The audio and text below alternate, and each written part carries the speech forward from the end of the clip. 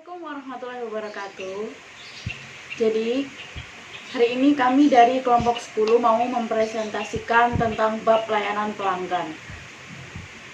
Kita udah share filenya di grup. Jadi buat kalian yang mau lihat filenya bisa lihat di grup kelas kita. Jadi di layanan pelanggan ini nanti kita bahas 9 poin. Ada respon pelanggan atas kegagalan jasa, terus tadi terhadap penanganan pengaduan pelanggan, tipe kegagalan pelanggan, faktor-faktor yang mempengaruhi perilaku pengaduan sebagai data riset, mendorong pelanggan untuk mengungkapkan keluhannya, pemulihan jasa usai pengaduan pelanggan, pedoman penyelesaian masalah yang efektif, dan yang terakhir ada proses pemulihan jasa. Dan untuk yang pertama akan dijelaskan oleh saya. Saya Sukmawati, NIM 180301110. Poin pertama ada respon pelanggan atas kegagalan jasa.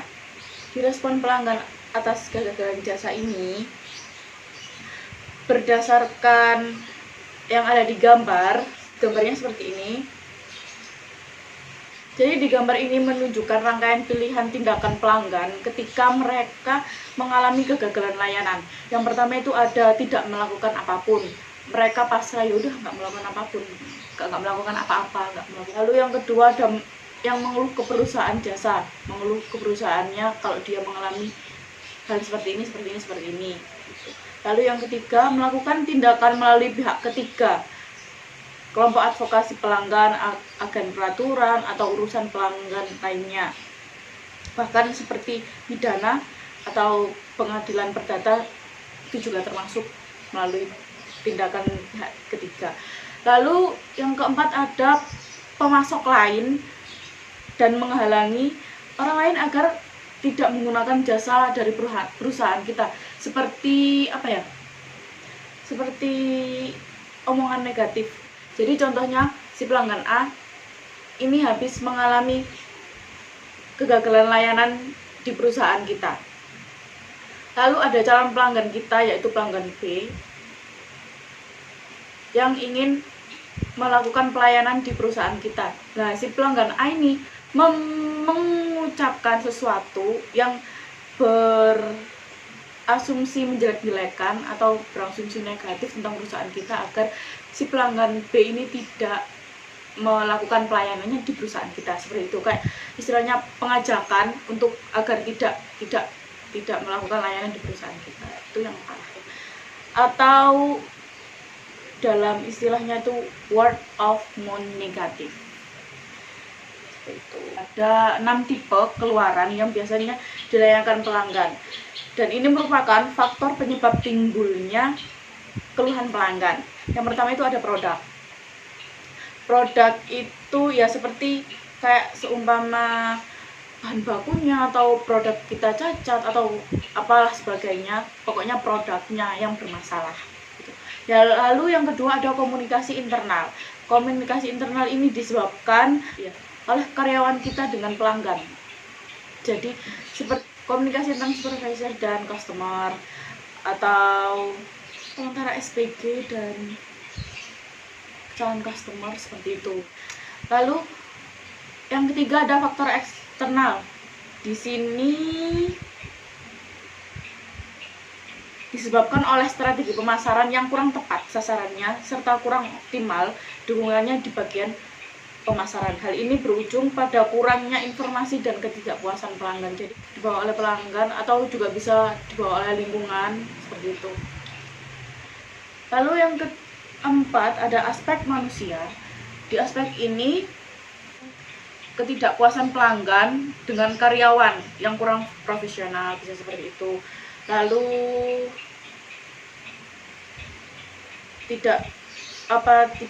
perusahaan kita tidak menepati janji kita kepada pelanggan. Yang kelima aspek sistem ini seperti kesalahan dalam proses mulai dari persiapan produk sampai proses evaluasi. Pokoknya sistemnya kita yang salah tuh, sistem kita, tata cara pengaturan kita yang salah seperti itu. Lalu yang terakhir ada jasa atau pelayanan. Seperti yang kita tahu, jasa dan pelayanan ini seperti kayak pelayanan kita yang tidak memuaskan. Jadi lebih ke servis yang kita berikan kepada pelanggan tidak sesuai dengan ekspektasi yang mereka pikirkan seperti itu. Lalu di poin selanjutnya ada studi track terhadap penanganan pengaduan pelanggan. Jadi TARP. Apa TARP ini? Suatu perusahaan yang mengukur kesetiaan dan ketidakpuasan pelanggan yang dikenal sebagai status fee. Jadi dia itu semacam perusahaan yang meneliti. Dia melakukan penelitian untuk penanganan pengaduan pelanggan di berbagai banyak negara. Dan TARP ini melakukan riset terhadap ketidakpuasan pelanggan. Risetnya ada di PPT ya, seperti yang kalian lihat. Hasilnya, lantas kemana orang-orang ini mengadu? Jadi berbagai studi menunjukkan bahwa mayoritas pengaduan ini dibuat di tempat produk atau jasa tersebut dibeli atau diterima. Dan hanya sedikit dari pelanggan yang mengeluh secara langsung ke pabrik atau kantor pusat. Siapa yang paling mungkin mengadu? Dalam hal ini kita melihat dari beberapa aspek, seperti dari aspek sosialnya. Riset menunjukkan bahwa orang yang memiliki penghasilan tinggi adalah orang yang paling mungkin mengadu daripada orang yang memiliki penghasilan yang lebih rendah. Lalu dari faktor usia, orang-orang yang lebih muda cenderung akan menyampaikan keluhannya dibanding orang-orang yang lebih tua. Selanjutnya dari faktor pendidikan, orang-orang yang memiliki banyak pengetahuan lebih cenderung akan menyampaikan keluhannya. Lalu mengapa para pelanggan yang kecewa tidak mengadu? Berdasarkan analisis dari TARP, pelanggan tidak mengadu karena yang pertama, mereka menganggap bahwa pengaduan tersebut tidak layak untuk mendapatkan perhatian yang serius dari perusahaan. Lalu yang kedua, mereka memutuskan bahwa pengaduan mereka tidak akan ada yang menangani dan tidak akan ada yang bisa memecahkan pengaduan mereka. Lalu yang ketiga, mereka tidak tahu harus mengadu kemana dan bagaimana caranya mengadu. Lalu apa maksud dari dampak pembelian kembali? Dampak pembelian kembali ini ketika pengaduan dari pelanggan bisa ditindaklanjuti dan diselesaikan secara memuaskan, maka hal ini akan memunculkan peluang bahwa pelanggan akan membeli produk atau jasa dari kita kembali. Dalam artian mereka puas terhadap keluhan yang ditangani oleh perusahaan kita. Selanjutnya ada tipe kegagalan pelanggan. Meski pada era 1980-an dan pada awal 1990-an, perbaikan praktik penanganan pengaduan di beberapa industri terus ditingkatkan kualitasnya. Tapi banyak pelanggan yang merasa kecewa terhadap cara penanganan masalah yang mereka terima. Kenapa hal itu bisa terjadi? Karena perusahaan pada era itu terlalu fokus kepada pelanggan yang loyal saja, sehingga bisa meningkatkan profit mereka. Akibatnya pelanggan lain menjadi kurang diperhatikan. Oke, untuk poin selanjutnya akan dilanjutkan oleh teman saya Widya. Silahkan.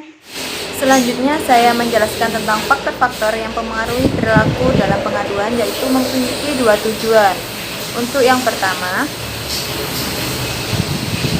pelanggan mengadu untuk memulihkan atau memperoleh kembali kerugian ekonomi. Hal ini dilakukan dengan berusaha untuk mendapatkan pengambilan uang atau meminta layanan jalan kembali, contohnya ya dalam kasus perbaikan mobil. Untuk lanjut perdagangan, mungkin akan mengambilkan tindakan hukum jika masalah tetap tidak terpecahkan.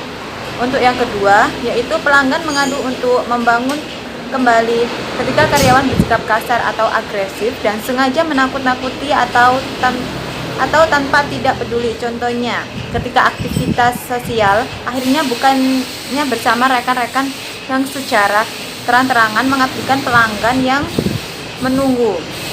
Harga diri atau rasa keadilan pelanggan mungkin akan terkendali. Untuk biaya terkait dalam pengaduan, biaya terkait pengaduan antara lain biaya yang harus dikeluarkan untuk perangko atau penelepon waktu dalam usaha untuk menulis surat atau membuat surat pengaduan serta psikologis akibat konflik pribadi yang tidak menyenangkan dengan seseorang. Penyedia jasa khususnya jika hal ini melibatkan seseorang yang dikenal dan harus dihadapkan oleh pelanggan. Contohnya seperti jika pelanggan tidak senang dengan pelayanan dari suatu gen perjalanan, maka pelanggan dapat mudah beralih jalan lainnya. Namun hal jika pelanggan memutuskan untuk beralih dari perawatan atau penanganan dokter gigi. Dalam hal ini pelanggan harus meminta semua catatan riwayat medisnya selama ini dari dokter gigi yang sebelumnya. Hal ini tentu memerlukan lebih banyak usaha dan dapat membuat pelanggan merasa tidak nyaman. Pengaduan mempresentasikan suatu bentuk interaksi sosial sehingga dapat dipengaruhi oleh Pengaduan mempresentasikan suatu bentuk interaksi sosial sehingga dapat dipengaruhi oleh persepsi peran dan norma sosial. Di sebuah studi menemukan bahwa untuk jasa-jasa dengan kekuasaan atau power pelanggan yang rendah didefinisikan sebagai persepsi kemampuan untuk mempengaruhi atau mengontrol transaksi. Kemungkinan pengaduan juga tergolong rendah.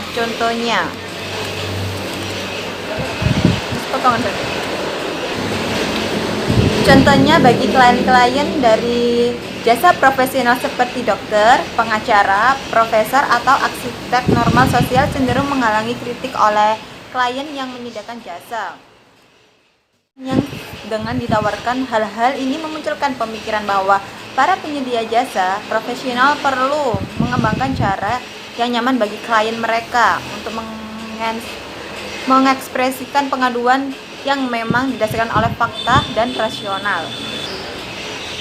Dan selanjutnya, apa yang diharapkan oleh pelanggan setelah menginvestasikan waktu dalam usaha dalam membuat suatu pengaduan? Untuk pada dasarnya, pelanggan melayangkan pengaduan demi mencari keadilan dan kelayakan berdasarkan studi mengenai penyelesaian masalah pengaduan terhadap tipe keadilan. Yang pertama, keadilan hasil yang terkait harapan pelanggan atas hasil kompensasi yang cocok dengan tingkat kekecewaan yang ada. Untuk yang kedua, keadilan prosedural, yaitu terkait prosedur yang tepat waktu dan bebas dari kerepotan untuk menangani pengaduan, keluhan, dan memecahkan masalah. Untuk yang ketiga, keadilan interaksi, yaitu pelanggan diharapkan agar diperlukan secara sopan, kebutuliaan, dan kejujuran.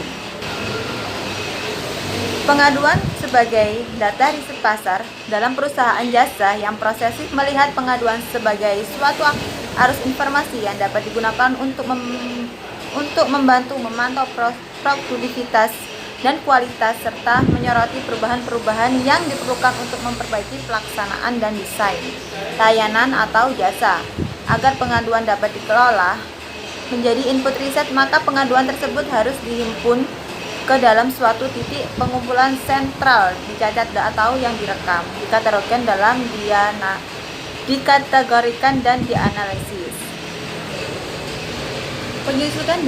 Penyusunan dokumentasi ini memerlukan suatu sistem untuk dapat menampung pengaduan-pengaduan di mana saja yang menghibur aktivitas pencegahan masalah secara tepat waktu.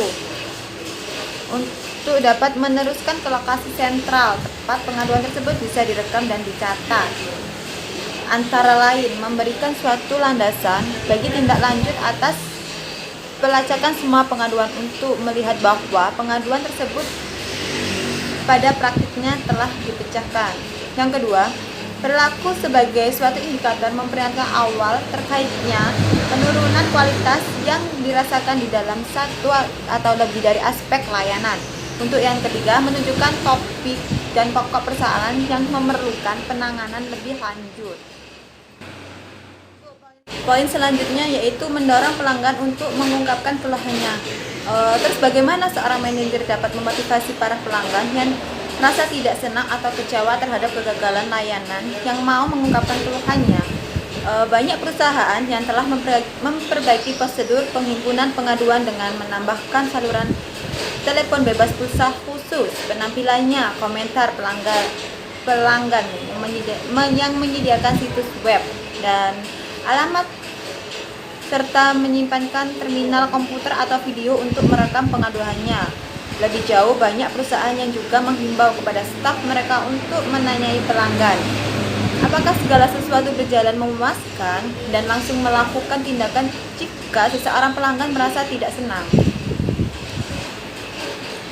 Tentu saja, mampu mengumpulkan atau menghimpun pengaduan bukan berarti semua masalah lantas terpecahkan dengan sendirinya. Bahkan, menerima pengaduan dan kemudian mengabaikannya begitu saja justru membuat persoalan menjadi lebih buruk, meski simpati dan rahmah dari seseorang karyawan jauh lebih baik daripada respon yang tidak baik. Perusahaannya perlu memiliki suatu strategi pemulihan layanan yang dirancang dengan baik, yang merencanakan karyawannya untuk dapat memecahkan masalah dengan cepat atau memuaskan. Contohnya, kepala hotel mempunyai dua mengenai apa yang biasanya mereka makan untuk sarapan di rumah dan kemudian mengambil inisiatif untuk menyediakan makanan tersebut dan membawa ke hotel.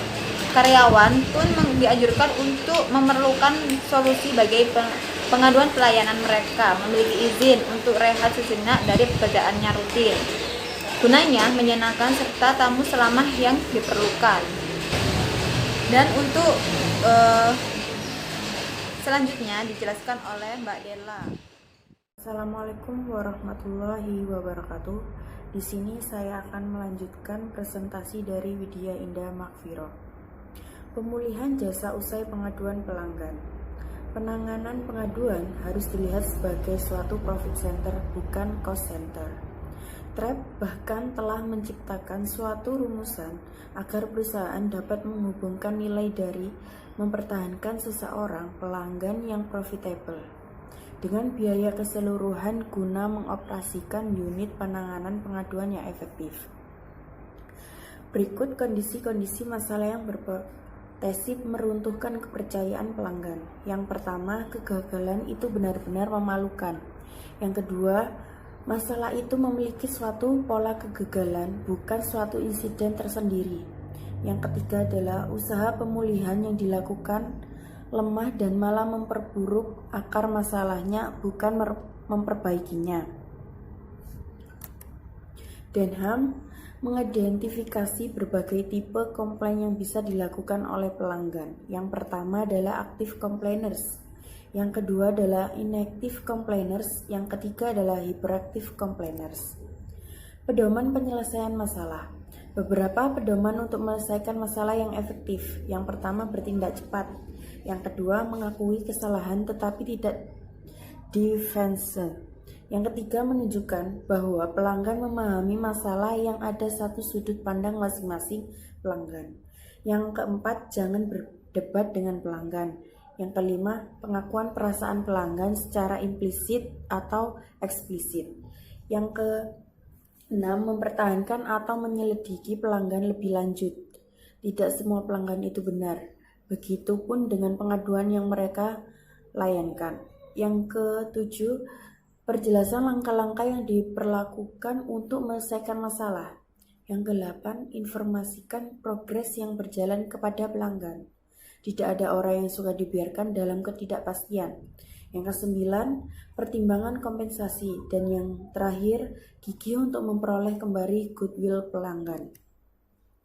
Proses pemulihan jasa. Pemulihan terhadap kegagalan jasa dapat dilakukan dalam berbagai bentuk. Halnya ini disesuaikan dengan kebutuhan masing-masing bidang usaha pelanggan. Dan ada beberapa aktivitas yang perlu dilakukan oleh pemulihan jasa. Yang pertama, respon. Yang kedua, informasi. Yang ketiga, tindakan. Yang keempat adalah kompensasi. Baik, terima kasih. Sekian dari presentasi dari kelompok kami. Wassalamualaikum warahmatullahi wabarakatuh.